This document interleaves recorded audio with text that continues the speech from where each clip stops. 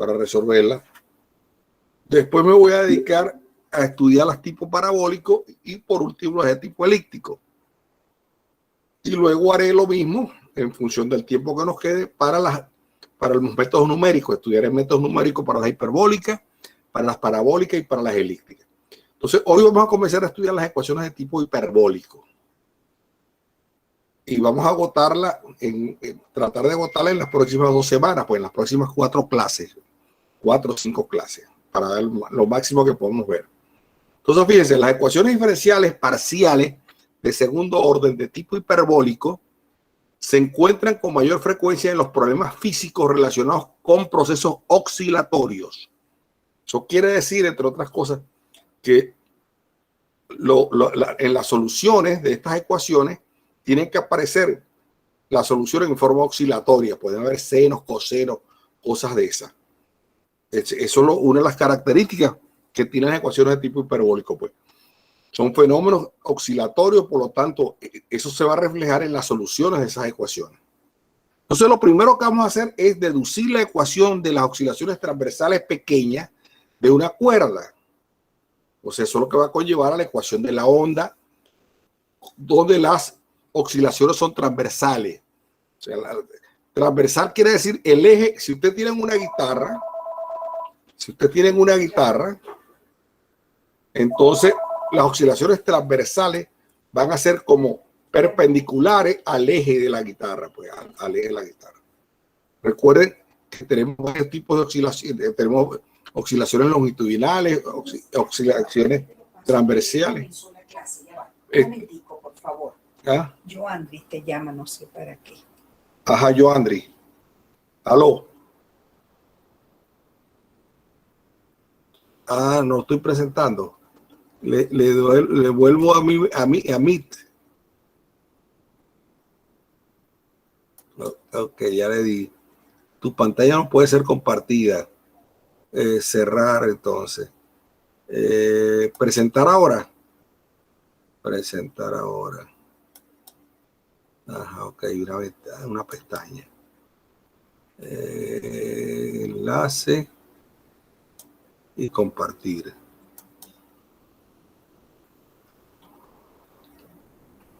Ajá.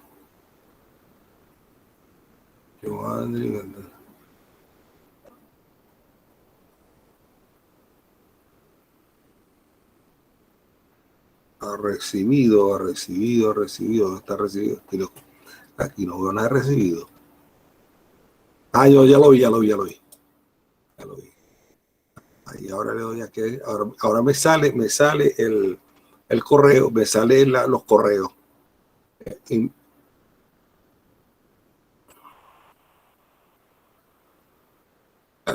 Ese me lo mandó.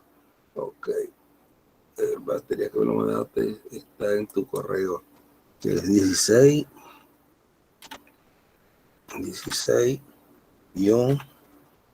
10 456 10. Vamos a ver. Resultado de la búsqueda. Pulse Enter. Cargando, vamos a ver. Va a tocar ya, invitación material de. Ok, ¿qué tal material?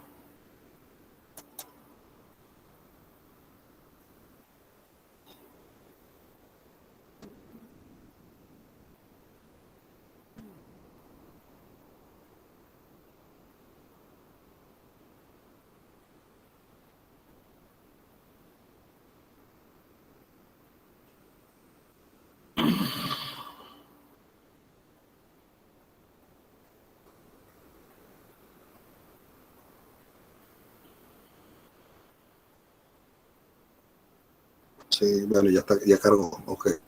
Ahora sí sale. Ok, bueno, gracias, pues. Chao, pues. Bueno, vuelvo. Vamos a estudiar entonces las ecuaciones de tipo hiperbólico. Entonces, las ecuaciones diferenciales parciales de segundo orden de tipo hiperbólico se encuentran con mayor frecuencia en los problemas físicos relacionados con procesos oscilatorios. Esto pues van a ser, yo tengo diferentes tipos de fenómenos oscilatorios. Puedo tener, digamos, vibraciones de barra, vibraciones mecánicas, vibraciones eléctricas. Puedo tener problemas que tienen que ver con ondas de agua, ondas acústicas, ondas elásticas, todos los fenómenos, digamos, que involucren procesos oscilatorios van a ser modelados con la ecuación de la onda, pues, con la ecuación de la onda. Entonces, para ello vamos a deducir de la manera más sencilla cómo se deduce la ecuación de la onda cuando las oscilaciones transversales son pequeñas. Vamos a estudiar soluciones transversales, oscilaciones transversales. También puedo tener oscilaciones longitudinales. Fíjense, las oscilaciones longitudinales es como en un resorte, cuando ustedes lo hacen vibrar, las oscilaciones van en forma longitudinal. Son como, digamos, paralelas al eje del resorte. En cambio, las oscilaciones transversales son como perpendiculares al eje de la barra o al eje de la cuerda, digamos. Entonces, consideremos el problema más sencillo sobre las oscilaciones de una cuerda.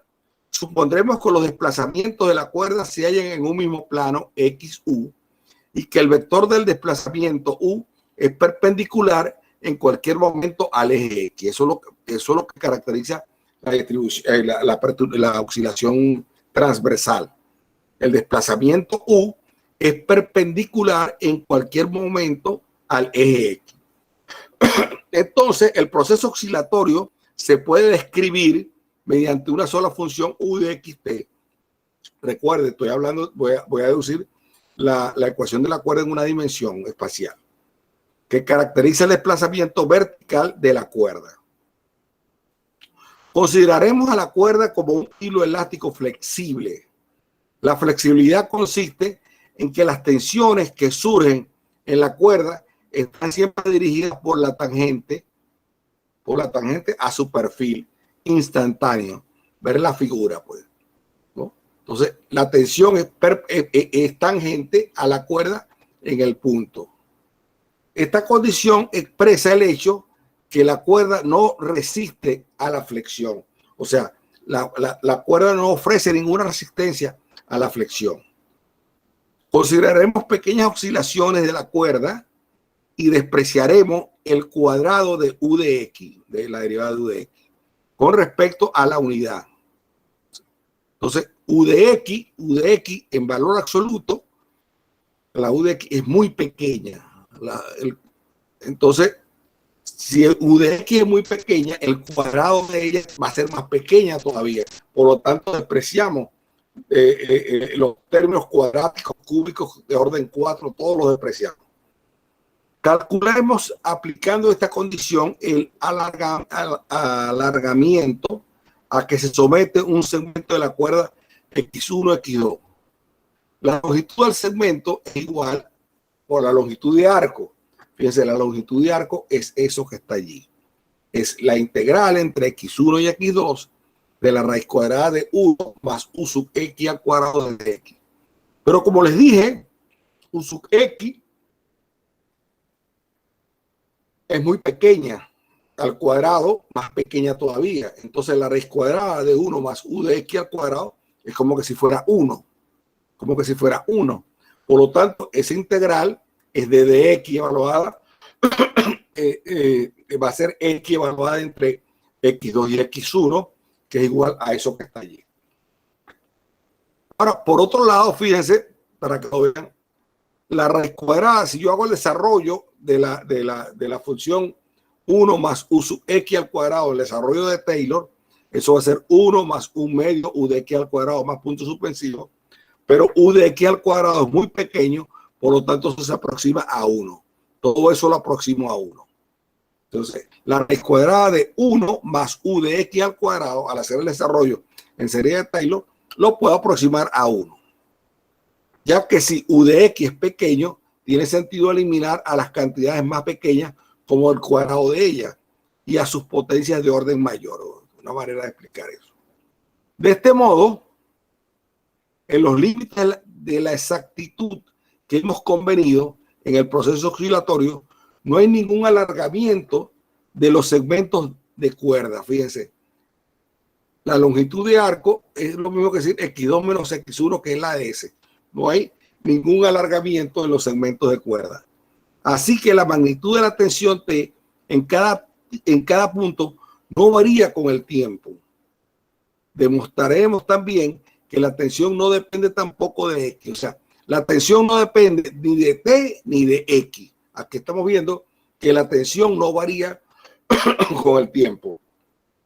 Ahora vamos a ver que la tensión no depende tampoco de X. Esto es, la tensión de X es igual a un T sub 0 que es igual a constante. Entonces, fíjense, las proyecciones de la tensión sobre los ejes X, y U, son los siguientes. La tensión sobre el eje X, de X coseno de alfa, que es T sobre raíz de 1 más X al cuadrado. Ya vamos a ver, pues, para que vean eso, ¿no? ¿Dónde viene todo eso? Y T de U, la tensión para el eje U, la proyección sobre el eje U es T de X seno de alfa. Como alfa es pequeño, recuerden que si alfa es pequeño, el coseno de alfa es 1 y el seno de alfa es 0. Entonces, eso va a ser T de X, U de X. Entonces, fíjense, ahí tienen una deducción que les hice, ¿no? Seno de alfa se aproxima a tangente de alfa, ya que U de X es igual a la tangente de alfa, y la raíz cuadrada de 1 más X al cuadrado es 1 más tangente cuadrado de alfa, que es secante de alfa, que es la inversa del coseno. Así, coseno de alfa, que es la inversa de la secante, es 1 sobre raíz de 1 más UX al cuadrado, y eso se aproxima a 1. Por lo tanto, ustedes están viendo que el coseno de alfa se aproxima a 1. Por lo tanto, la tangente de alfa se aproxima al seno de alfa cuando el coseno de alfa se aproxima a 1. Eso es todo eso que está ahí en ese paréntesis, lo utilicé para escribir la proyección de la tensión sobre U, que es T de X seno de alfa. Como seno de alfa se parece a la tangente de alfa, ya que el coseno de alfa se asemeja a 1, tengo esa expresión que está allí. Allí lo pueden ver. Sobre el segmento X1, X2, actúan fuerzas de tensión, fuerzas externas y fuerzas de inercia. Usted recuerda que son las fuerzas de inercia, son las fuerzas debido a la inercia, pues, ¿no? Que estas fuerzas van a ir en contra del movimiento, pues.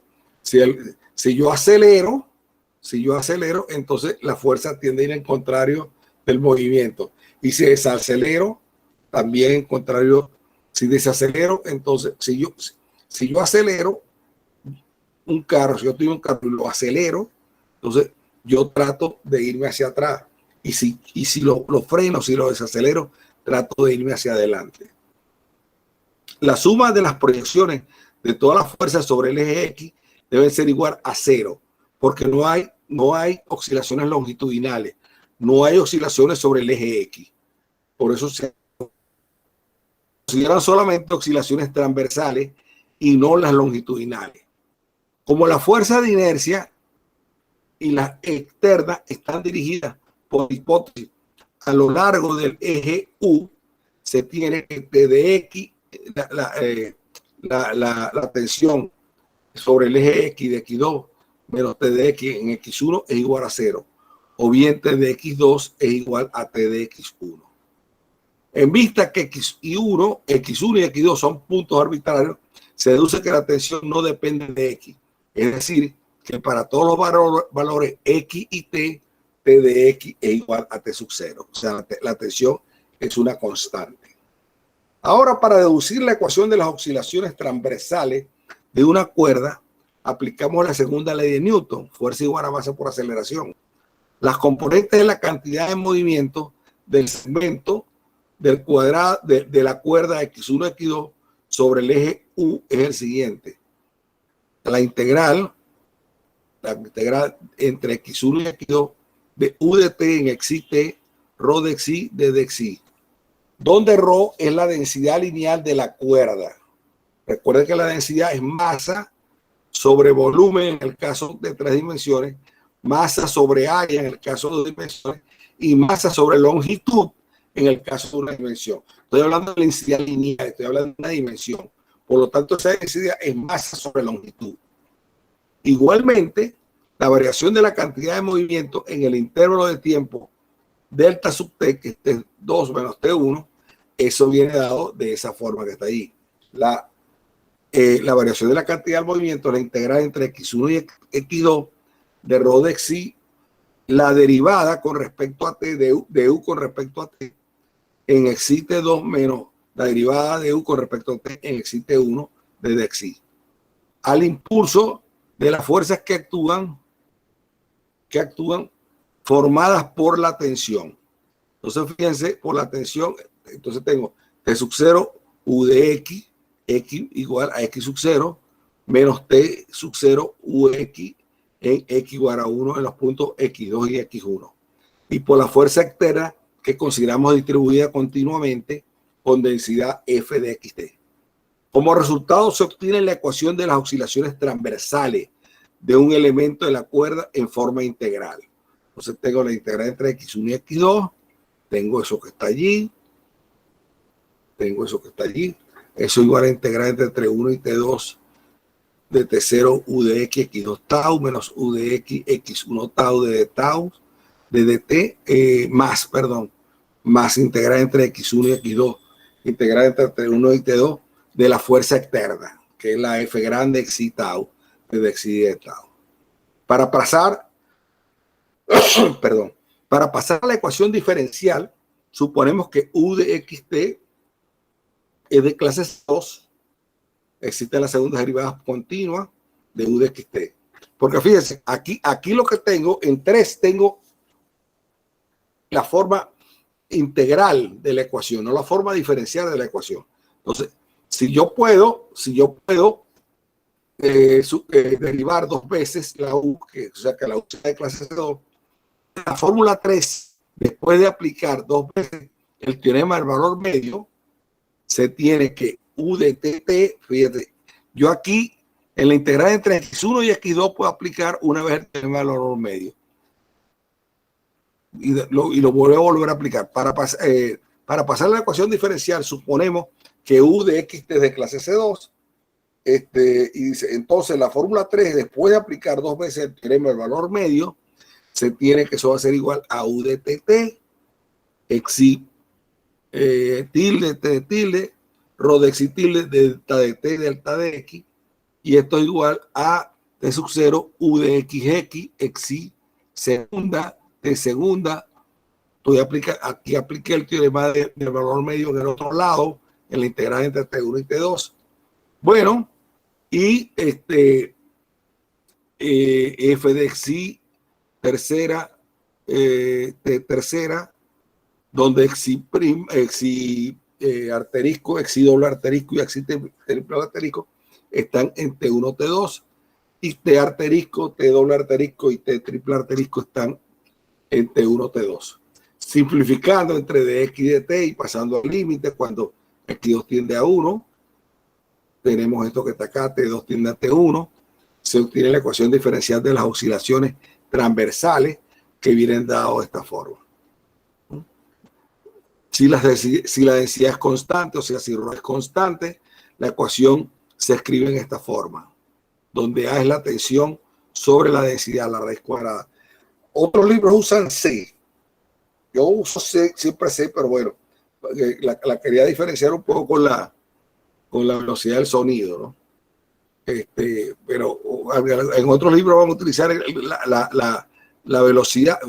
A tiene dimensiones de velocidad. Porque la tensión sobre la densidad es masa sobre longitud.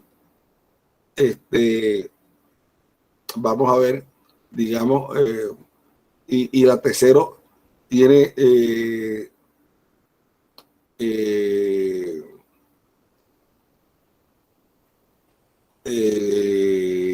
la T0 bueno, al cuadrado allí, a ver, ok, T0 va a ser longitud sobre sobre t cuadrado, m por la longitud sobre t al cuadrado, m longitud t cuadrado, pasé la tensión, la densidad es m sobre l, esa longitud pasa arriba, me da longitud cuadrado, se cancelan las m sobre tiempo al cuadrado, eso entonces A va a tener dimensiones de longitud sobre tiempo que son las dimensiones de la velocidad.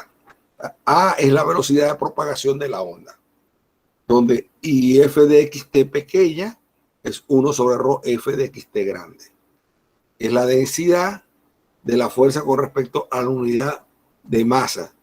Si no hay fuerzas externas, se obtiene la ecuación homogénea, esa que está allí, o bien U de xx menos U de y igual a 0, donde I igual a t, que describe las oscilaciones libres de una cuerda.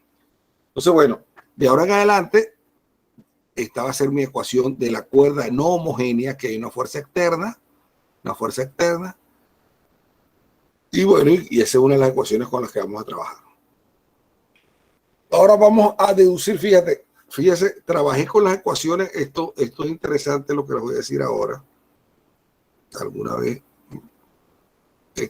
aquí estudié oscilaciones transversales. Ahora voy a tener una barra, voy a deducir una barra o un resorte. Voy a estudiar ahora las ecuaciones de las oscilaciones longitudinales de la barra. Aquí va a haber una pequeña variación en el análisis, ¿no? Entonces, fíjense, las ecuaciones de las oscilaciones longitudinales de una barra se escriben de la misma forma, va a ser el mismo tipo de ecuación, U de tt igual a cuadrado U de xx, y si hay una fuerza externa más una f de xt. Consideremos una barra situada en el segmento 0L, o sea, tengo una barra de longitud L que está situada sobre el eje de las X. El proceso de las oscilaciones longitudinales puede ser descrito por una sola función U de xt, que es el desplazamiento en el momento t del punto que tiene la axis X en la posición de equilibrio. En las oscilaciones longitudinales, dicho desplazamiento tiene lugar a lo largo de la barra. Aquí hay una nota.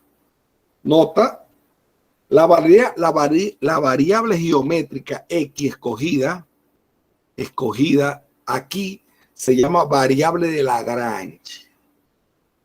Ya le voy a explicar qué es lo que estoy haciendo aquí. En las variables de Lagrange, cada punto físico de la barra se caracteriza durante todo el proceso por una misma coordenada geométrica X. El punto físico que ocupaba en el momento inicial, en el estado de equilibrio.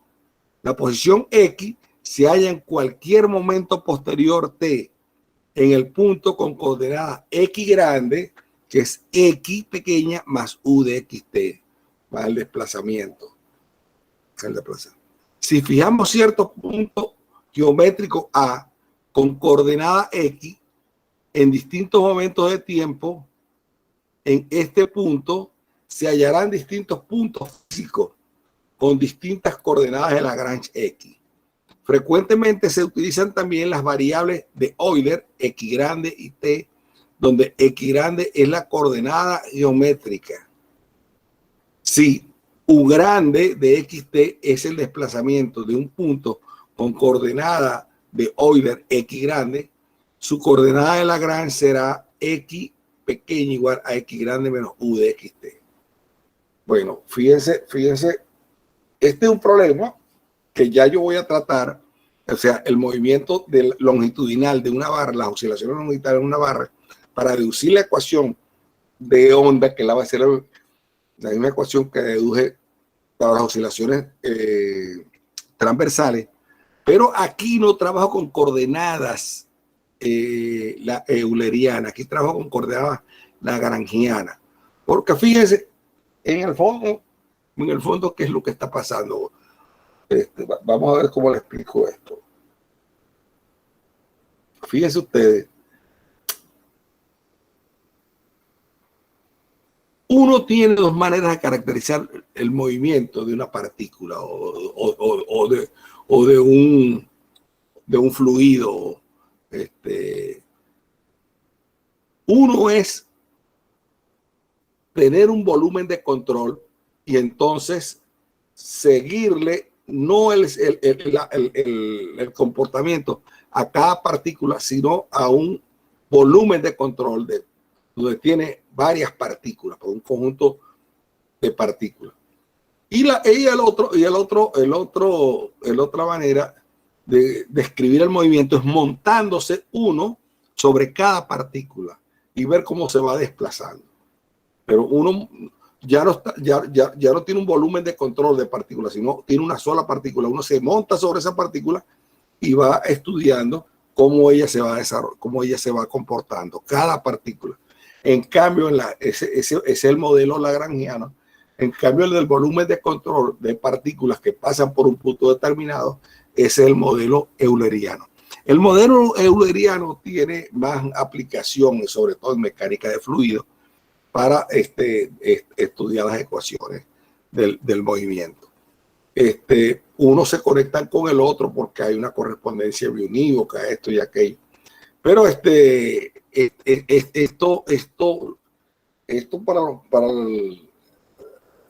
se estudia bien la gente que trabaja en mecánica de fluidos, porque tiene que hacer una descripción lagrangiana o euleriana del movimiento, pues. Cómo se mueve, yo voy a dar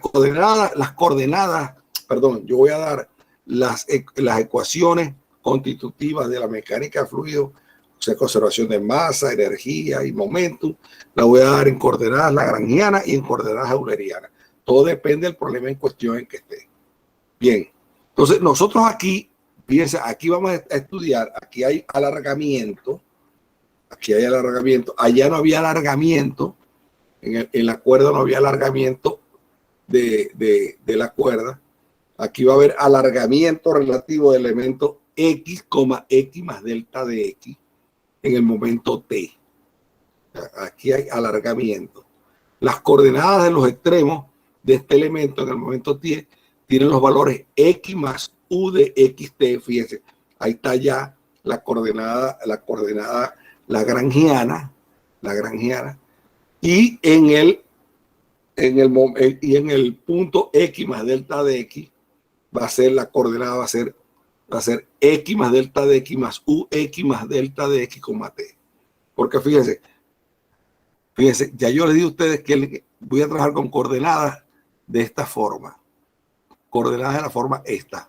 El X grande va a ser X más U de XT. Eso va a ser. Entonces yo voy a trabajar con X más U de XT y X más delta de X más U de X más delta de X, T. Y el alargamiento relativo es igual a esto que está aquí. O sea, el delta de X más U. Entonces, hago la diferencia, fíjense. Hago la diferencia. Fíjense ustedes, borro aquí otra vez.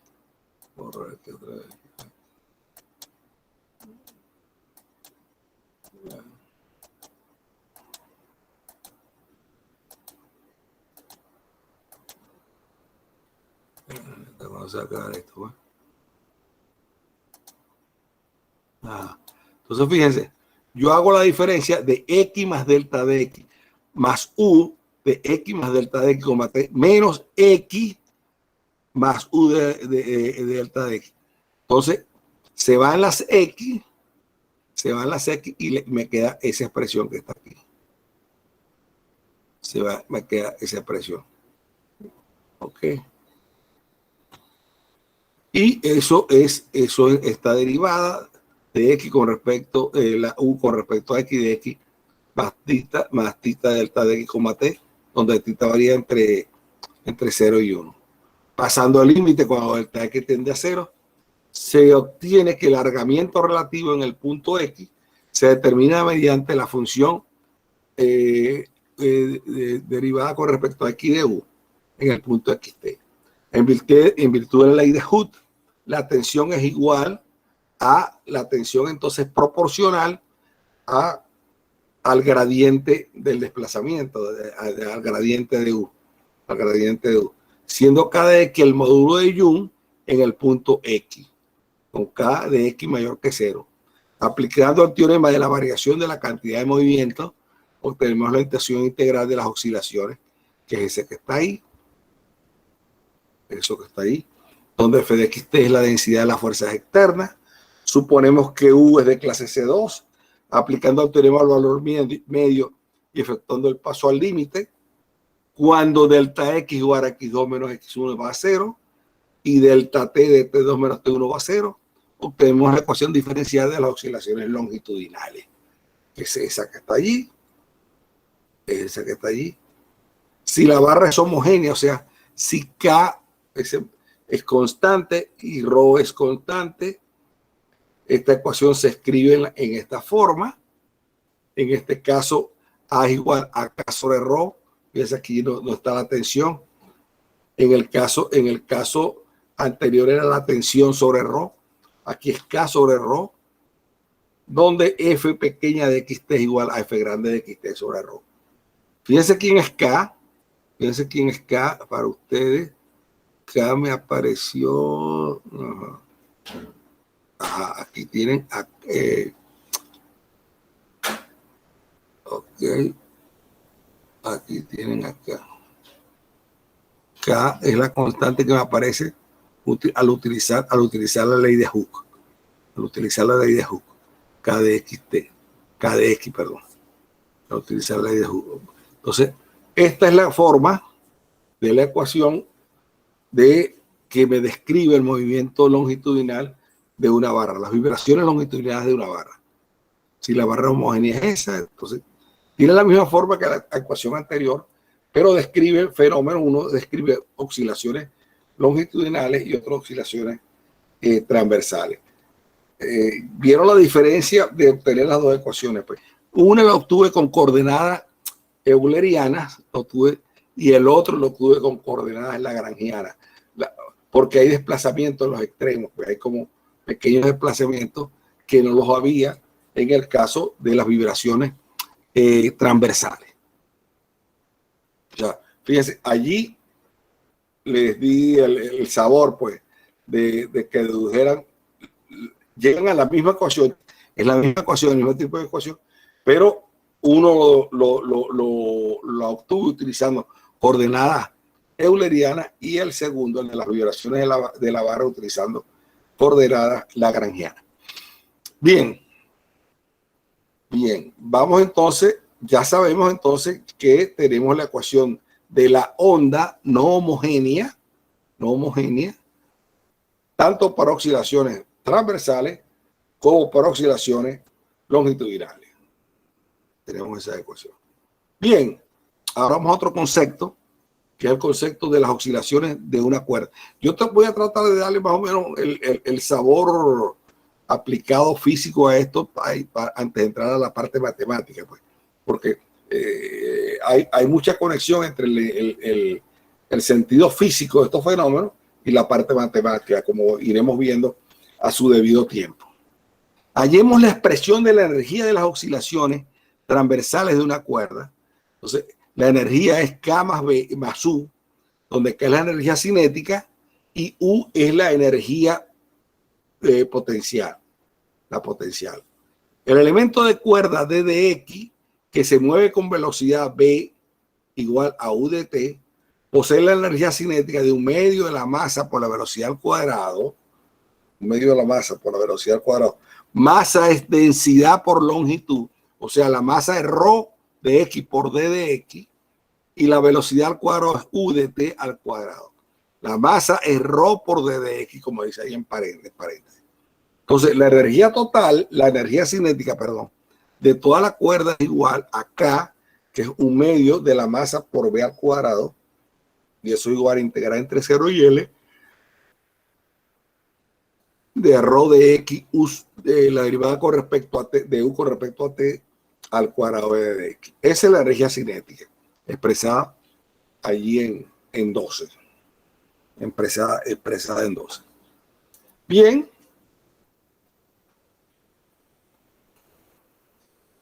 La energía potencial de las oscilaciones transversales de una cuerda que tiene para T igual a T sub 0 la forma UX de T sub 0 igual a U sub 0 de X. O sea, la energía potencial de las oscilaciones transversales de una cuerda que tiene para T igual a T sub 0 la forma U de X T sub 0, lo llamo U sub 0 de X. Es igual al trabajo que es necesario efectuar para que la cuerda pase de la posición de equilibrio a la posición U sub 0 de X. Supongamos que la función U de XT dé el perfil de la cuerda en el momento T, siendo además U de X0 igual a 0 y UX de T sub 0 igual a U sub 0 de X. El elemento D de X, ese elemento de longitud, bajo la acción de la resultante de la fuerza de tensión, eso va a ser T U sub X evaluado en X más D de X, menos T U sub X evaluado en X. Esa diferencia va a ser precisamente T derivada segunda de U de X.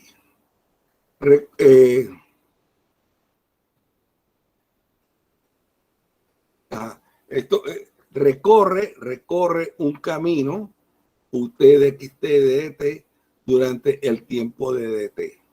El trabajo realizado por la cuerda durante el tiempo de DT es igual a esa expresión, a la integral entre 0 y L de T sub 0 U de XX, U de T de DX, de DT, y allí eso integrando me da esa expresión que está allí, y eso lo escribo como menos un medio, la derivada con respecto a T de la integral entre 0 y L, T sub 0 U de X al cuadrado de DX, más T sub 0 U de X, U de T, evaluado entre 0 y L de DT.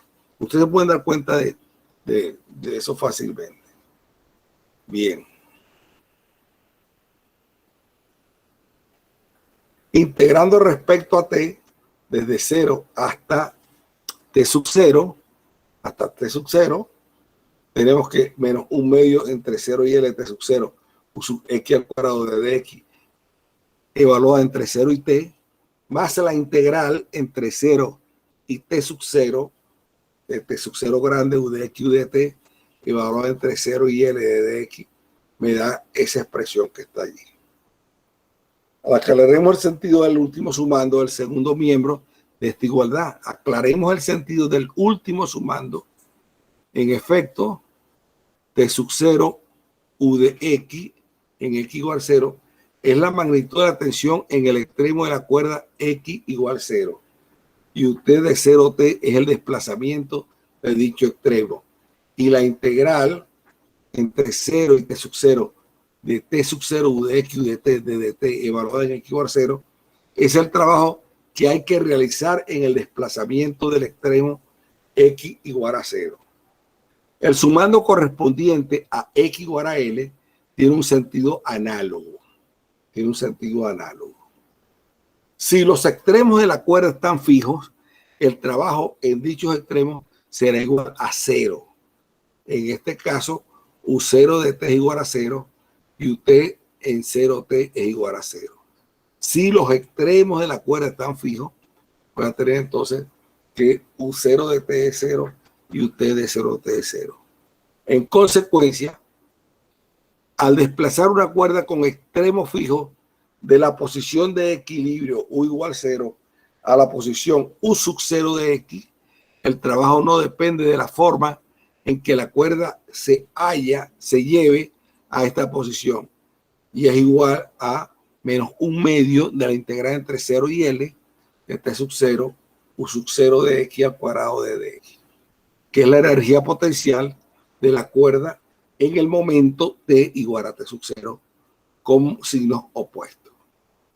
Bien, de esta manera la energía total de la cuerda es igual a un medio, la integral entre 0 y L de T sub 0, la tensión, multiplicado por U de X al cuadrado, más rho de X, U de T al cuadrado de DX.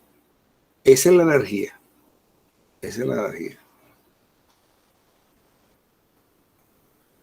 esta forma complementa, esta forma completamente análoga, en forma completamente análoga, se puede obtener la expresión de la energía potencial de las oscilaciones longitudinales de una barra. Por otra parte, esta se puede obtener también partiendo de la fórmula de la energía potencial de una barra elástica, que es esto. U es igual a un medio de KL menos L sub 0 sobre L sub 0 al cuadrado por L sub 0, donde L sub 0 es la longitud inicial de la barra y L es la longitud final. De aquí se deduce directamente que la energía potencial es un medio de la integral entre 0 y L, K U de X al cuadrado de dx. Bien.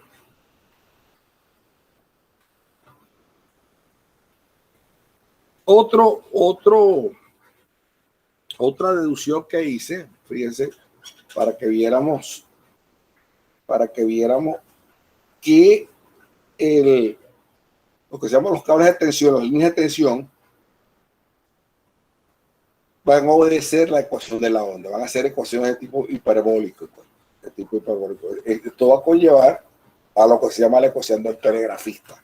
Pero aquí voy a estudiar un circuito eléctrico, donde voy a tener resistencia, inductancia, capacitancia, voy a tener todo ese tipo de cosas.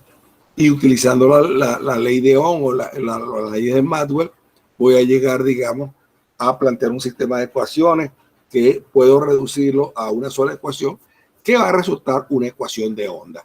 Y voy a estudiar, digamos, cómo se van a transmitir las ondas eléctricas o electromagnéticas, digamos, en una línea de transmisión, pues, en un cable. Entonces, aquí rápidamente, estudio ese proceso, ¿no?, para deducir las ecuaciones del telegrafista, pues. El paso de la corriente eléctrica por un cable con parámetros distribuidos se caracteriza por la intensidad de la corriente y por la tensión B, que son funciones de la posición del punto X del tiempo T. A un segmento de longitud de dx, se puede escribir que la cantidad de la tensión en el elemento del cable de dx es igual a la suma de las fuerzas electromotrices, que son menos Bx de dx igual a I R de x más I de L de dx, en donde R es la resistencia, L es la inductancia, calculados para la unidad de longitud. La cantidad de electricidad que pasa por el elemento del cable de dx durante el tiempo de dt es esa expresión que está ahí, ¿no? Aquí hay una especie como ley de balance, pues. I de xt, lo que entra menos lo que sale, menos I de x más d de x sobre t, perdón, I de xt menos I de x más d de x, coma t de dt. O sea, fíjense, tiene el punto x y tiene el punto x más delta de x. Entonces, lo que entra menos lo que sale, eso va a ser menos I de x de dx de dt. Esa expresión que tienen ahí en 17. En de 17. Bien, es igual a la suma de la cantidad de electricidad necesaria para cargar el elemento de dx y la cantidad que se pierde como consecuencia de la imperfección del aislamiento, del aislamiento, es esa expresión que está allí, 28, donde G, 6G son los coeficientes de capacitancia y de pérdida y del líquido, lo que gotea, y de la pérdida, calculada para la unidad de longitud. Además, se considera que la magnitud de las pérdidas es proporcional a la tensión en el punto considerable, del cable. De las fórmulas 16, 17 y 18 se obtiene ese sistema, donde tengo dos incógnitas. Tengo uno que es la intensidad de corriente y el otro que es la tensión. Uno es I y la otra es B. Entonces, mire cómo viene dado 19, pues. por un sistema de ecuaciones donde yo quiero transformar eso en una sola ecuación, pues, a 19, llamado sistema de ecuaciones telegráficas. Para obtener una sola ecuación que permita determinar la función y derivamos la primera derivamos la primera ecuación de 19 con respecto a x y a la segunda ecuación la derivamos con respecto a t. Y después multiplicándolas por c, así obtenemos lo siguiente. Ahí estoy, ahí hago la cuenta, estoy obteniendo. Así tomamos, tomamos la cuenta. Fíjense que me queda para i de xx. Análoga formación. Análoga forma tiene la ecuación para la tensión. Para la intensidad es esta, la 20, y para la tensión es la 21. La ecuación 20 o 21 se llama la ecuación del telegrafista.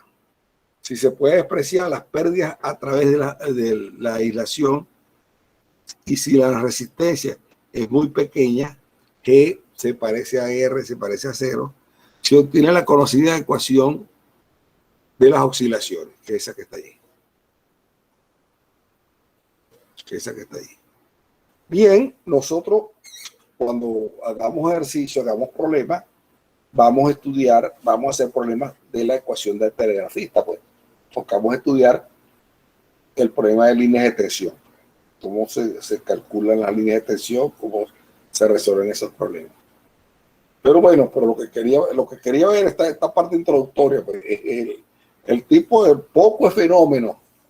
Ahora es cuando faltan acá fenómenos a describir, como le estoy diciendo, hidrodinámico, acústico, electromagnético, biológico, dinámica de gas, ni se diga, que pueden ser modelados a través de ecuaciones de tipo hiperbólico. Bien. Ahora, en las ecuaciones diferenciales en derivadas parciales, si estoy trabajando, digamos, en dominios finitos o semi-infinitos, yo tengo que dar condiciones, además de las condiciones iniciales que doy, tengo que dar también condiciones en la frontera, condiciones de contorno, también se le llama condiciones de borde. Condiciones de borde, tengo que darlas. Y las condiciones de frontera o las condiciones de contorno de borde, de acuerdo a cómo se den, van a tener un significado físico diferente. Y por supuesto, de acuerdo a cómo sean esas condiciones de contorno, de borde o de frontera, el problema se puede complicar o se puede simplificar.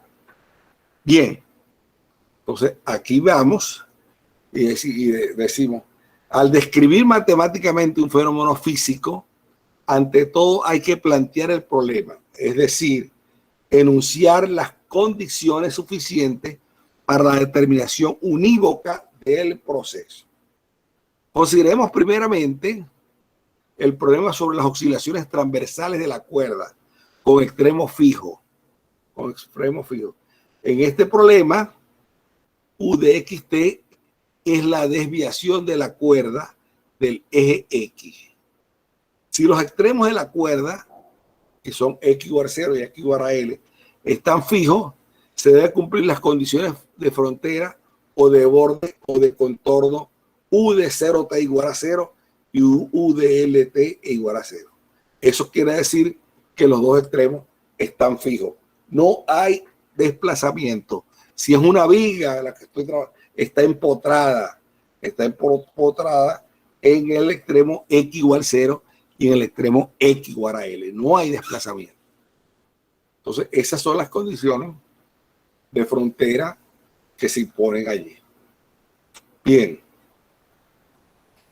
Como el proceso de las oscilaciones en la cuerda depende de su forma inicial y de las distribuciones de las velocidades, hay que dar las condiciones iniciales de que U de xt0 es igual a phi de x y la derivada de U con respecto a t de xt0 es igual a sigma de x. Luego veremos que estas condiciones determinan completamente la solución la solución de la ecuación de las oscilaciones de una cuerda UTT igual a C cuadrado UXX. Si los extremos de las cuerdas se mueven según cierta ley, dadas las condiciones de frontera, por ejemplo, el U evaluado en el extremo 0 en el tiempo t obedece a esa ley μ1 de t, y U evaluado en L, t es igual a μ2 de t, donde μ1 y μ2 son funciones dadas. El problema de las oscilaciones longitudinales de una barra se plantea de forma análoga. Son posibles también otro tipo de condiciones de frontera. Los básicos son los que acabo de enunciar, pero hay otro tipo de problemas de condiciones de frontera. Por ejemplo, consideremos, por ejemplo, el problema sobre las oscilaciones longitudinales de un resorte, uno de cuyos extremos está fijo, punto de suspensión, y el otro libre. La ley del movimiento del extremo libre no está dada y a menudo es la función buscada. El punto de suspensión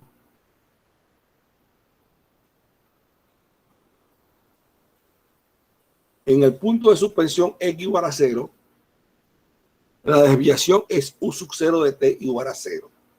Y en el extremo libre, x igual a L, la tensión de resorte en el punto x igual a L es K U de xt, o sea, proporcional al gradiente de U en xt. Es igual a 0, no hay fuerzas externas, de modo que el enunciado matemático de las condiciones de un extremo libre tiene la forma que la derivada de U con respecto a X en el extremo libre o aislado, como veremos, es igual a 0. O sea, si a mí me plantean un problema, ahora el problema de la barra, pues, y me dicen que la barra se puede desplazar en movimiento en el extremo X igual a L, entonces yo tengo que escribir la condición de borde con la derivada, ¿no? Con la derivada. U de X, LT igual a 0.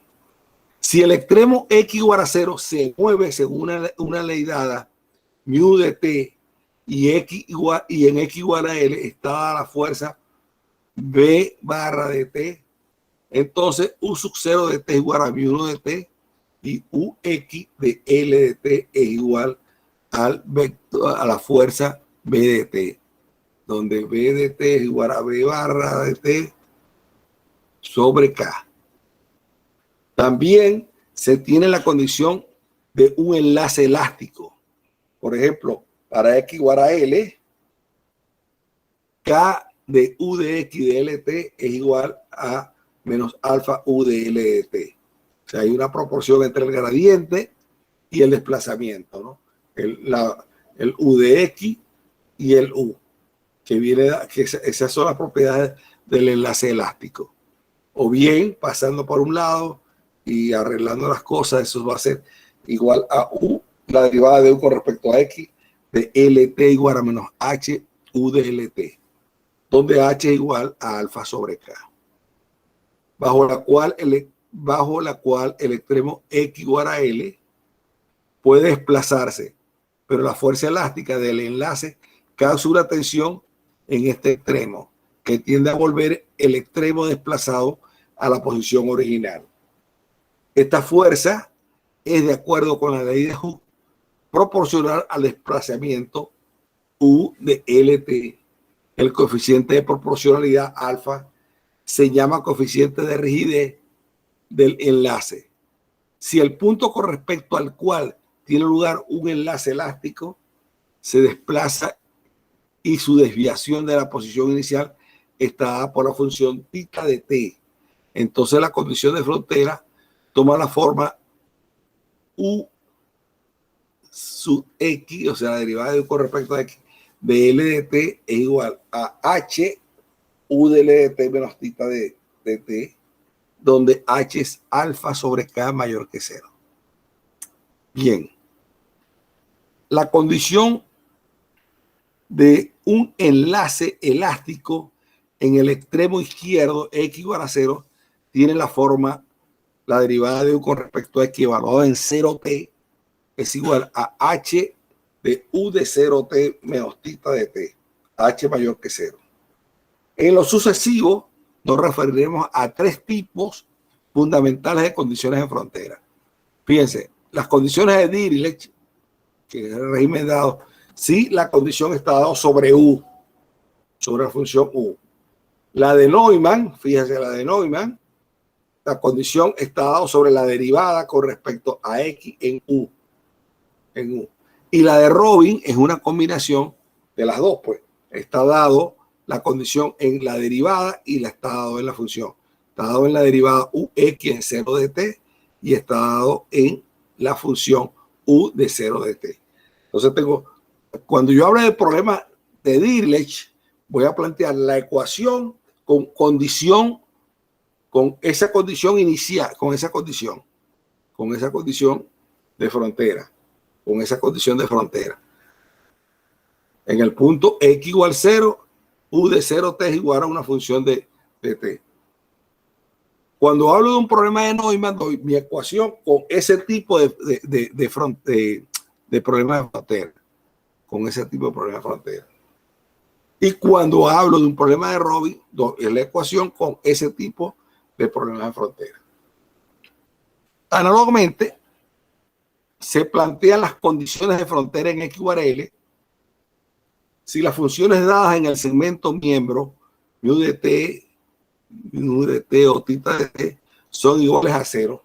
Las condiciones de frontera se llamarán homogéneas. Bien. Una condición de frontera más compleja tiene lugar, por ejemplo,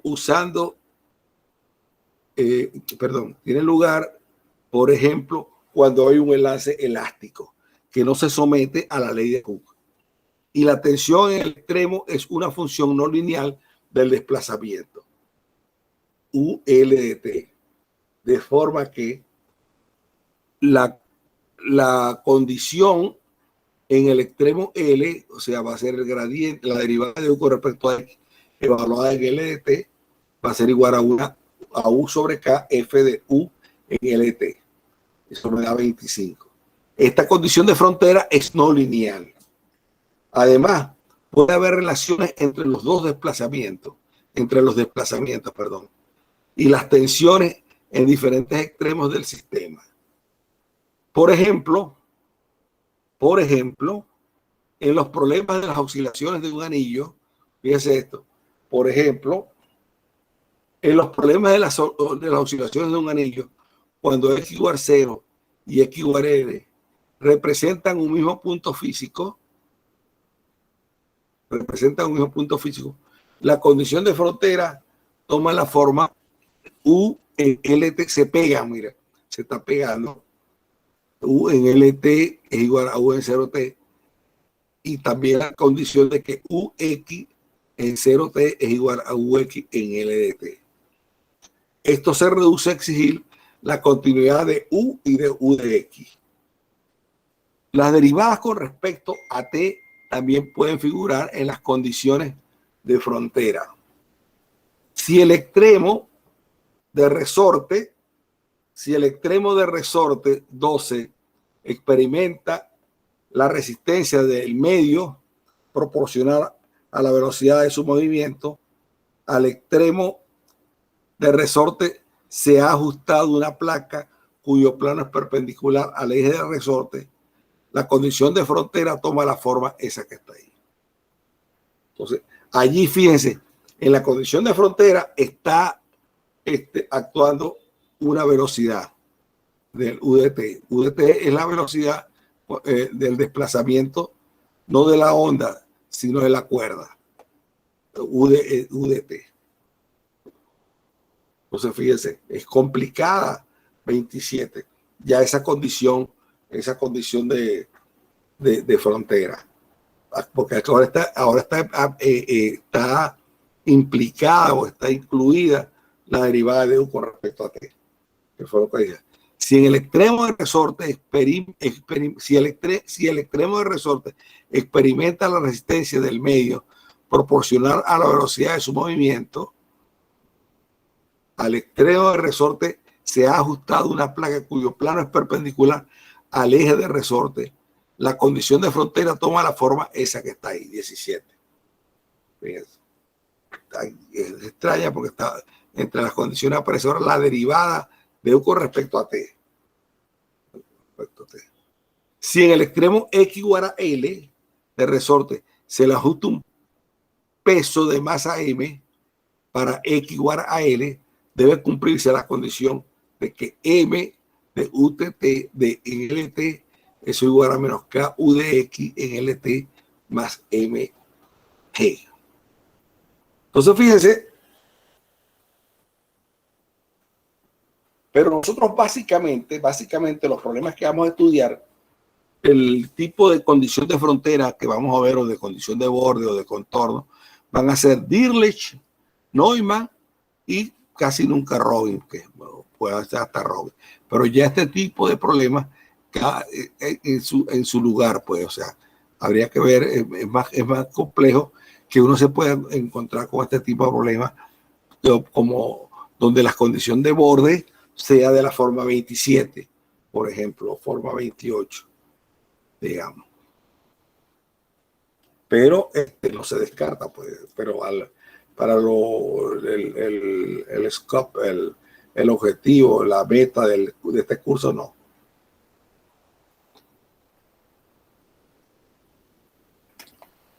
Bien, vamos a ver ahora. Fíjense ustedes, este es un problema, la reducción del problema general. Fíjense ustedes, tengo la ecuación de la onda no homogénea, porque es la derivada segunda de U con respecto a T, igual al cuadrado de la derivada segunda de U con respecto a X, más una fuerza externa, una F de XT. Y todas las condiciones son distintas de cero. Fíjense, la condición inicial en el extremo 0, U de 0T es igual a mu 1 de T. En el extremo X igual a L, U de LT es igual a mu 2 de T. La condición inicial, o sea, el desplazamiento inicial, U de X0 es phi de X, y la velocidad inicial, U de sub T de X0 igual a sigma de X. Entonces, resolver un problema no homogéneo, la ecuación, y no homogénea las condiciones, tanto de borde como iniciales. Entonces, el problema se divide en cuatro partes. Fíjense que va a consistir el problema en cuatro partes. Entonces, si a mí me plantean un problema de esa naturaleza, yo tengo que resolver cuatro problemas. Y la solución U va a ser la suma de esos cuatro problemas, donde los primeros tres problemas son la derivada segunda de U sub I con respecto a T cuadrado igual a cuadrado derivada segunda de U sub I con respecto a X cuadrado para igual 1, 2 y 3. Y el cuarto problema lo trabajo con la U4, pero fíjense, resuelvo la ecuación no homogénea. Fíjense, para el problema 1, 2 y 3, planteo la ecuación homogénea, no planteo f de xt, planteo la solución homogénea. Voy para el problema 1, 2 y 3. Entonces, fíjense, en el problema 1, planteo las dos condiciones de borde igual a 0, pero las condiciones iniciales distinto de 0. ¿Ok? Ese es el primer problema.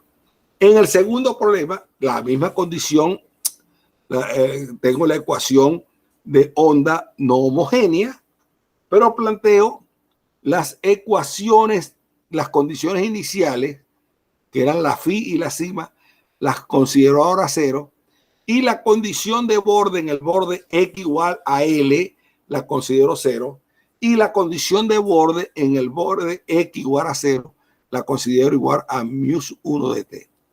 Entonces, fíjense, tengo todas las condiciones igual a 0 menos 1 en este caso.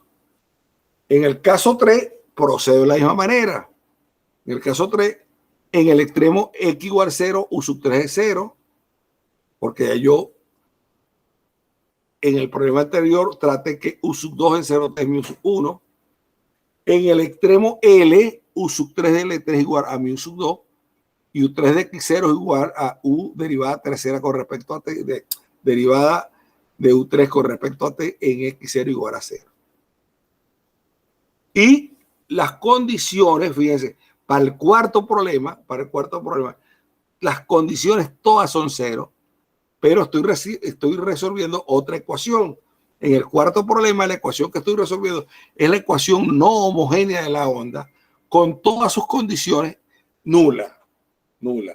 En cambio, los 3 problemas anteriores, yo resolví la ecuación homogénea de la onda, ¿no? Con todas las condiciones, menos, en el primer caso, menos la velocidad y la posición inicial de la cuerda, y en los demás, todos los demás 0, salvo el mu1 y el mu2 que tomé allí. Entonces, fíjense, así se plantea un problema general, se reparte, se divide en varias partes. Se divide en 4 partes. Hacer este problema 29, hay que hacer 4 problemas. 3 problemas con la ecuación de onda homogénea y las condiciones de borde y las condiciones de borde, una no homogénea, todas las demás homogéneas. Y el problema de resolver la ecuación no homogénea, que es el problema 4, pero con todas las condiciones homogéneas, todas las condiciones son 0. En un 4, en 0t es igual a un 4, en LT es igual a un 4 en x0 y es igual a la derivada con respecto a t, y todo eso es 0. Pero la ecuación es no homogénea. Entonces, en un 4 tengo la ecuación no homogénea, pero todas las condiciones son homogéneas, son 0.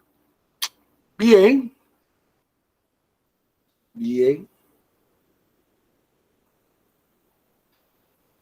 Con esto más o menos,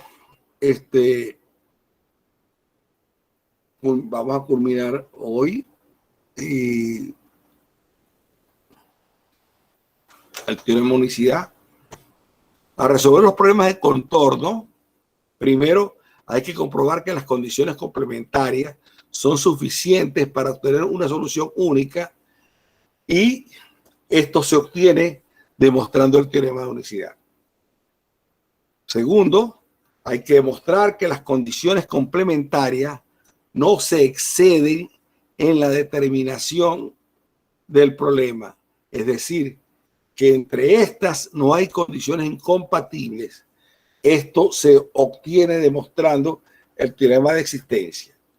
La demostración de la existencia de la solución está estrechamente ligada al método de determinación de esta. O sea, cuando uno, a través de un método que tenga, encuentra la solución, está probando la existencia de la solución de la ecuación.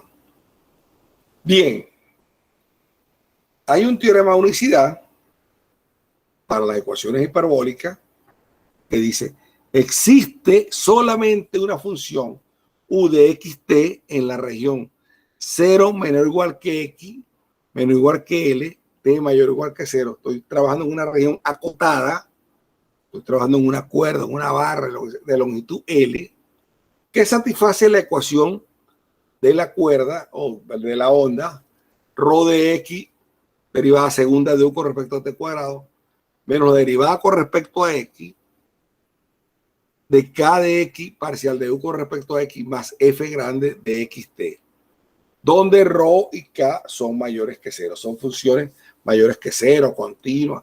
Son funciones buenas. Y las condiciones iniciales de la frontera y de frontera son estas que están ahí. La posición inicial de la cuerda, la u de x0 igual a phi de x, posición inicial de la cuerda, la derivada de u con respecto a t me va a dar la velocidad de desplazamiento de la cuerda igual a sigma de x, me da a dar las condiciones iniciales en el extremo x igual a 0 Eso depende de una regla que depende de t, que es mu de t. Y en el extremo x igual a L, u de LT depende de otra regla que depende de t, que es mu sub 2 de t. Entonces, yo quiero resolver el problema 32-33. Problema 32-33. La función u, que es de clase C2, en 0L para la X y en 0 más infinito para la T. Ahí está variando. La X varía entre 0 y L y la T entre 0 e infinito.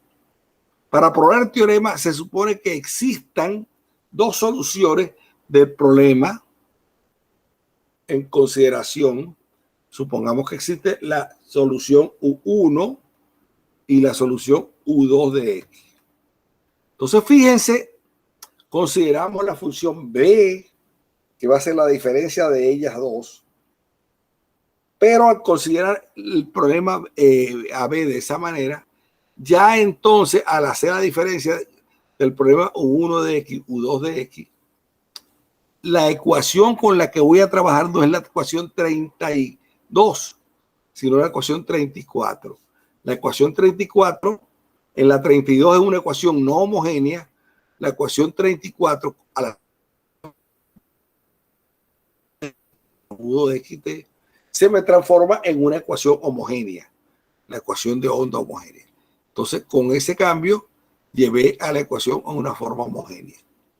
Y a las condiciones complementarias análogas, fíjense, van a ser todas cero. Y las condiciones complementarias análogas son todas cero. B de X0 es 0, BT de X0 es 0, B de 0T es 0, B de LT es 0. Entonces, demostremos que B de XT es 0, pero si B de XT es 0 y B es la diferencia de 1 menos U2, eso va a querer decir entonces que U1 es igual a U2, que la solución de mi problema 33, de mi ecuación 32-33, va a ser única. Va a ser única. Demostremos que B de XT es igual a 0. Bien. Para el teorema de unicidad, vamos a utilizar el método de energía, pues la ecuación de energía que tuvimos anteriormente. Este es el método de... Yo no me acuerdo hasta ahorita qué otro método puede existir para probar unicidad en hiperbólica, ¿no? Ahorita no tengo claridad. Creo que este es el único que yo recuerdo. No sé, de haber otra.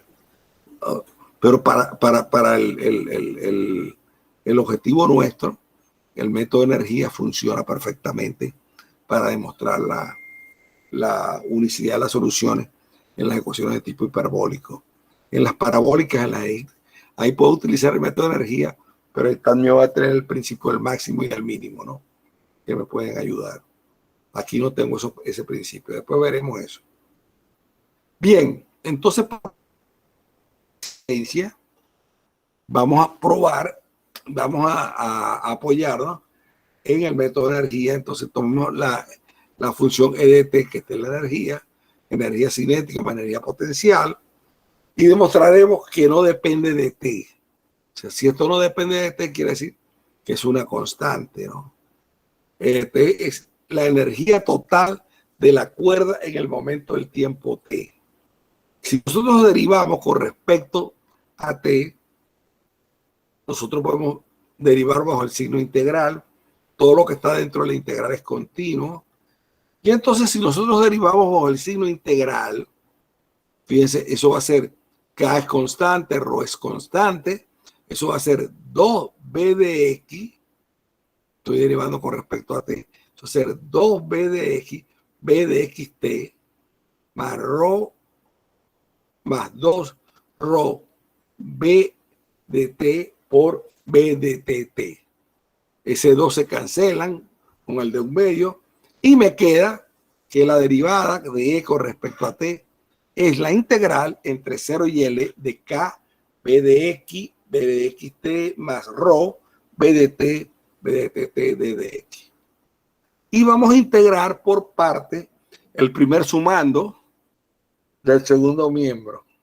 El primer sumando del segundo miembro. Vamos a integrar por parte, integrar entre 0 y L de k bx bx t d de x.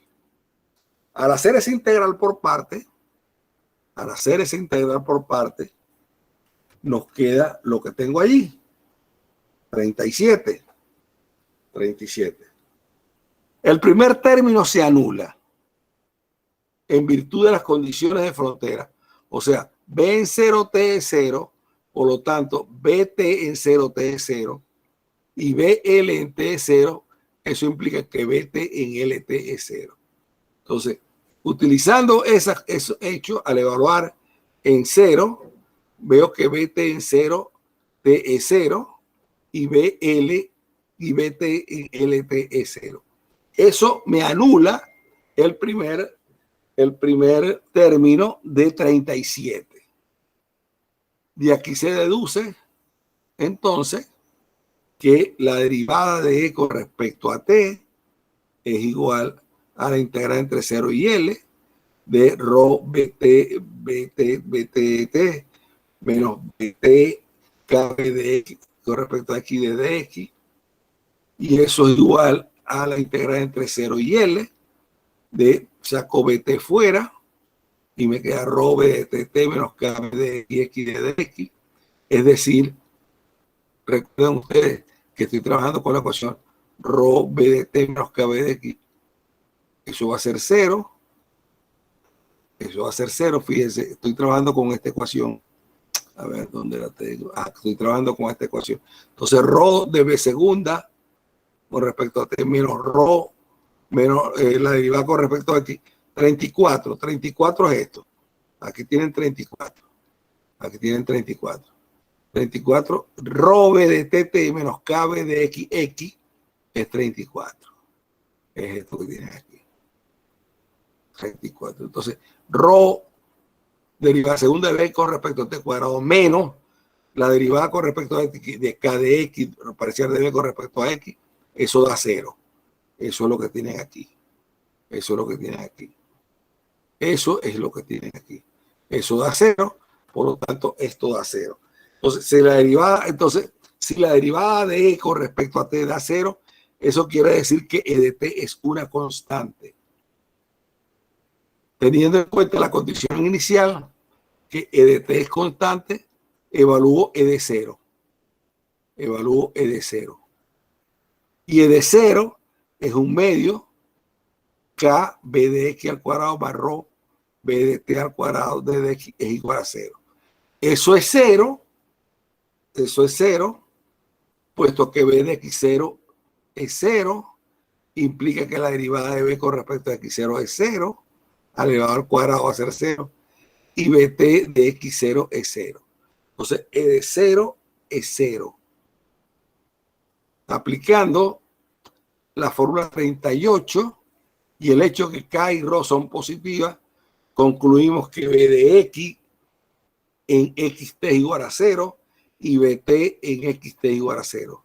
De donde se sigue aplicando la condición inicial, de donde se sigue la identidad E de XT igual a una constante.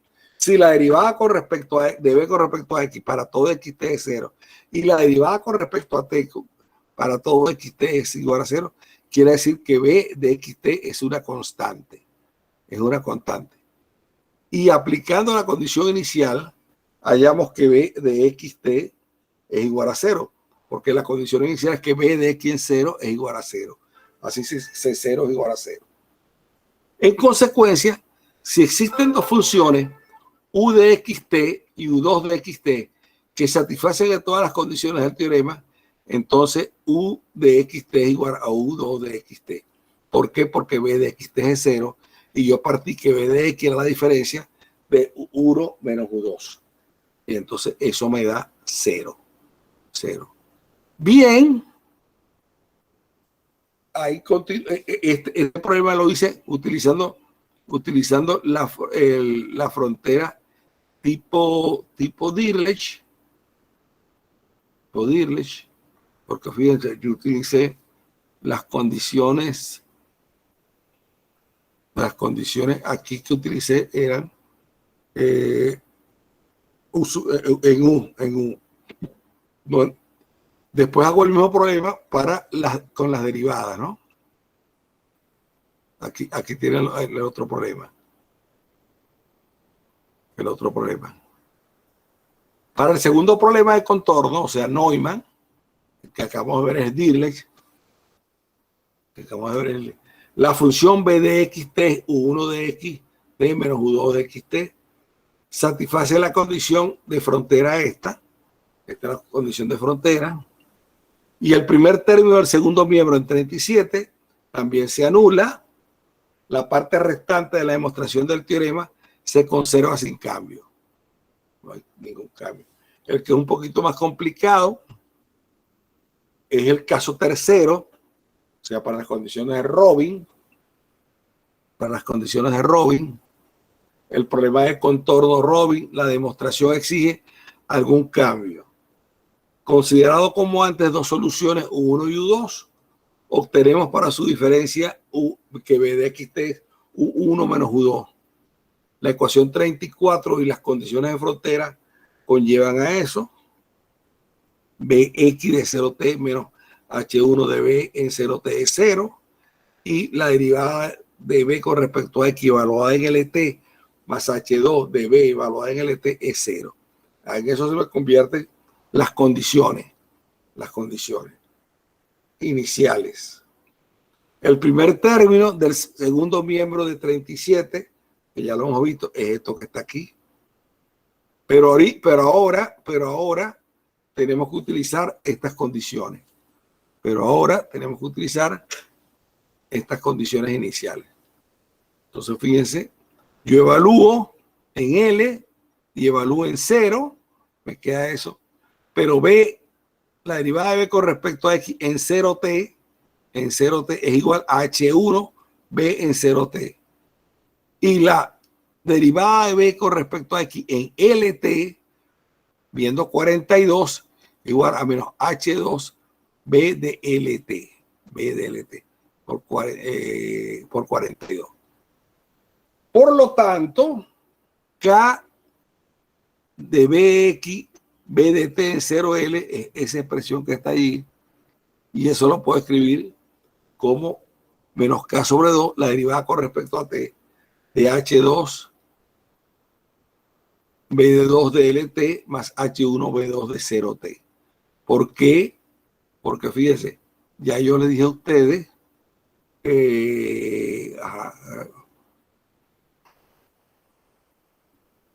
BLT, BT, ok, BT de LT, BT de 0T, eso va a ser 0.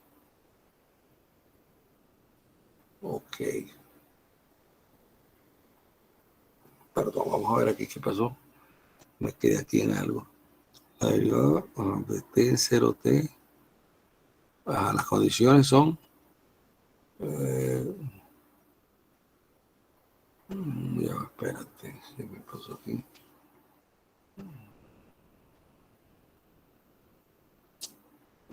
BT en LT, BT en 0T. A ver. Las condiciones. A ver. Que hay algo que no veo.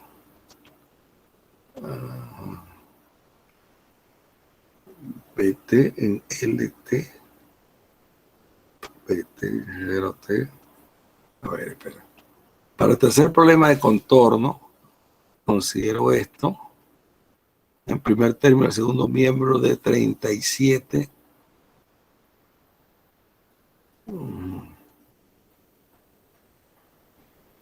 Ok, tengo esto acá. Esto es 2 veces la derivada. Ya. No, está bien. No hay ningún problema, está bien. Esto es 2 veces B de LT por la derivada en T más H1. Perfecto. O sea, derivar esto, obtengo lo de arriba. Obtengo lo de arriba. Lo estoy derivado con respecto a T. Entonces, la derivada con respecto a T, esto va a ser menos cuadrado sobre 2 veces H2 BL de T por B derivada con respecto a T de L de T. Perfecto. Esto que está aquí, esto que está aquí, esto es igual a esto que está aquí. Es igual a esto que está aquí. Esto es igual a esto que está aquí. Ahora integro de DE sobre DT en los límites de 0 hasta T. Entonces usted tiene que DT menos E de 0 es igual a esto que está acá. A esto que está acá. Recuerden que de 0 es 0. Que de 0 es 0. Entonces eso va a ser esto menos esto, de donde se deduce. Entonces fíjense, esto va a ser esto que está acá, rho B de T menos K B de X. Esto es la ecuación homogénea. Eso va a ser igual a 0. Todo lo que está aquí dentro de este corchete, esto es igual a 0 porque es la ecuación homogénea, ¿no? Entonces, de donde se deduce en virtud de la ecuación y de las condiciones iniciales, las condiciones iniciales va a ser BL0 es 0 y B de 0, 0 es 0. Esas son las condiciones iniciales. Entonces va a quedar H2 B2 de E de LT más H1 B2 de 0T. Pero tiene un signo menos delante. La energía es igual a menos K sobre 2 H sub 2 B cuadrado L de T más H1 B cuadrado 0 de T, y eso es menor o igual que 0. Entonces, la energía es siempre positiva, pero aquí me está dando menor que 0. Entonces, como EDT es siempre positivo, en virtud de que el integrando no es negativo, o sea, usted recuerde cómo definimos a EDT, recuerden, a EDT la definimos acá, fíjense ustedes, el EDT, ¿dónde está el EDT? ¿Dónde lo definí la primera vez? EDT, ¿dónde está? ¿Dónde definí por primera vez EDT? Ajá, aquí está. Aquí está EDT. El integrando, fíjense, el integrando es positivo, tanto K es positiva, ρ es positiva, B de X al cuadrado es positiva, B de T al cuadrado es positiva. El integrando es siempre mayor que 0, por lo tanto la integral debe ser mayor que 0.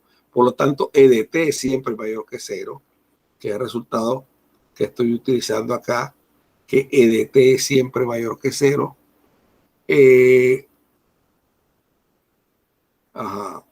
Como EDT siempre mayor que 0, en virtud de que el integrando no es negativo, entonces EDT es 0. EDT es 0. Ahora, si EDT es 0, recuerden entonces, yo escribí, pero para que EDT sea 0, para que EDT sea 0, fíjense, para que EDT sea 0, entonces, fíjense ustedes, ¿dónde está el EDT? Ajá. Si el EDT es 0, entonces cada una, las B de X y las B de T van a ser 0, las derivadas van a ser 0. Entonces, si las derivadas son 0, la B de X va a ser una constante, y entonces utiliza una de las condiciones iniciales o de borde que son ceros para B, y llegan a la conclusión de que B de XT es igual a 0. Por lo tanto, U1 es igual a U2. Bien, hasta aquí le doy a esto de ¿cómo digamos? Del método de energía para las ecuaciones de tipo hiperbólico. Pues. Este es un método, como les digo, pues este es un método bien interesante para probar unicidad de las soluciones. Más no existencia. La existencia la voy a ver a este nivel, la voy a ver utilizando los métodos de solución. Pues yo resuelvo un problema, resuelvo el problema y veo que existe el problema. Para la unicidad de la solución, utilizo el método de energía. Bien. Bien, lo otro que tengo que decirles, no he revisado la tarea que me mandaron, no la he revisado, no me ha dado tiempo, he estado flojeando un poco. Vamos a ver si el jueves me las pongo y las reviso. Y el jueves hacemos clase nuevamente. El jueves entonces entro ya en la fórmula de D'Alembert para estudiar la ecuación de la onda en una región infinita, en toda la recta real. Hacemos eso allí. Estudiamos algunas propiedades que tienen las soluciones de las ecuaciones parciales de tipo hiperbólico. El próximo paso después de eso sería estudiar el método de separación de variables, lo más general posible, para las ecuaciones de tipo hiperbólico. Al finalizar las ecuaciones de tipo hiperbólico, saltamos a las ecuaciones de tipo parabólico, hacemos más o menos un bosquejo teórico de cómo se comportan las ecuaciones de tipo parabólico. Haremos también nuestro método de energía allí, pero ahí vamos a tener principios de máximos y mínimos y haremos separación de variables para esas ecuaciones. Y por último, dentro de este marco, la haríamos para las elípticas, lo mismo, que funciona allá, que no funciona en las otras, haciendo una especie de analogía, si es que existe. Y con eso culminaríamos, que queda bastante, eso se dice muy rápido, pero queda bastante, la parte teórica. Yo espero que hacia la semana 9, como muy tarde, en su defecto la semana 10, podamos hacer la semana 10, 11 y 12 como parte numérica, pues. Repetir esto en hiperbólico, parabólico y elíptico, con métodos numéricos, pues. Estudiar la estabilidad de las soluciones, cómo se construyen métodos numéricos para encontrar las soluciones, tanto de estas ecuaciones que estamos estudiando, pues, que van a ser la de la onda, la del calor, y la de Laplace, y la de Poisson, quizás. Vamos a ver, pues, qué podemos ver. Bueno, culmino, nos vemos entonces el jueves. Bueno, gracias, pues.